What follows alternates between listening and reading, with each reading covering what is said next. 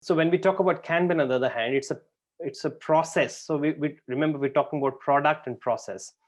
So product is basically the features, releases, functions, benefits, and and you've got some kind of epics, and you've got customers, users, and things like that who use, and you regularly need to release the product into the market, get the feedback. So that's a product. That's a product thinking.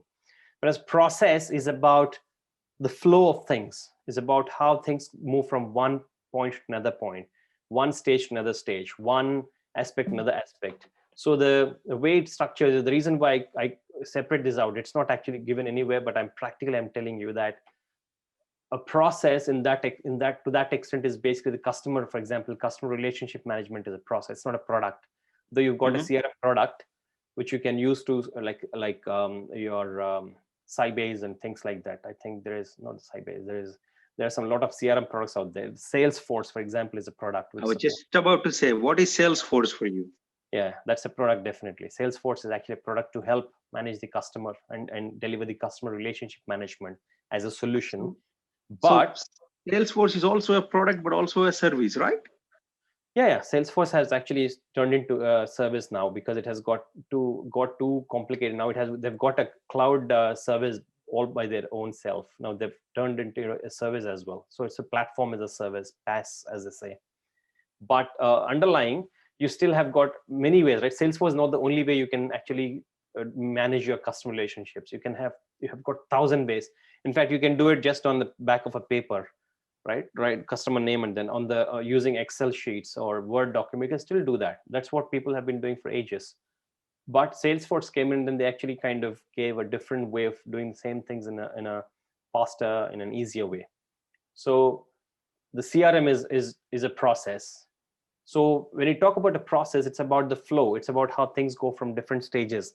So for example, in customer relationships, you've contacted the customer, right? So that is the pre-sales. So you talk about funnel, you've got the funnel context. So going back to what you do well. So the funnel, you approach the customer, somebody is warm, and you actually felt that it's better to reach out to them. So the warm lead, this is basically the cold lead. From here, you actually got the warm, you reached out to the warm, what do you call them, as the prospects. And then you say that I would like to offer this, blah, blah, blah. Again, you deliver, you get in touch with them, offer them something. And then they, out of the 1,000, they actually move into, for example, customers or potential customers. So the prospects to potential customers is the next one. And then you then offer something, you try and have a deal after this, and then they purchase from you. And then the customer is a one-time customer. The second time they do the repeat customer, loyalty. Right, so you've got this is a process here involved in CRM.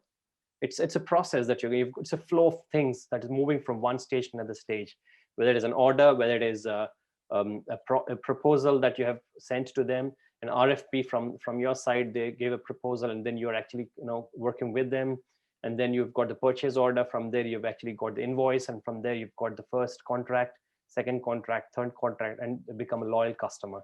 So you're talking about this process of the flow here, right?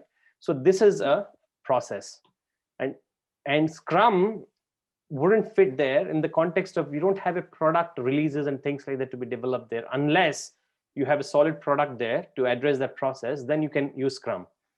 But if you have a process just like that, then it's better to follow what we have, this Kanban, because you can actually clearly see the movement of the work across these different streams. And that's why you use Kanban when it's involving the process or workflows or things like that, right? Or if you've already got something, for example, like a product already, but that product is deployed already, and then you're getting feedback from the customers, and so you're raising tickets to improve the product. So that's called tickets, right? So you create a ticket. If somebody says, I want this to be done, I want the screen, I should be able to change the color, so that's a ticket. That's a functionality that you need to work on. So even if that is the case, so this is for development of a new product or development of something that is like a product, basically. Whereas here, this is for maintaining a product. Kanban could be a beautiful tool. So if you're maintaining it, you're supporting it, it's already developed. Remember, that's a big difference between Scrum and Kanban. In Scrum, you're developing from a new concept, from a totally new product, right? Whereas Kanban, you already got a product. You already got a banking product, a retail product, a Salesforce kind of a product already there. It's deployed, people are using it.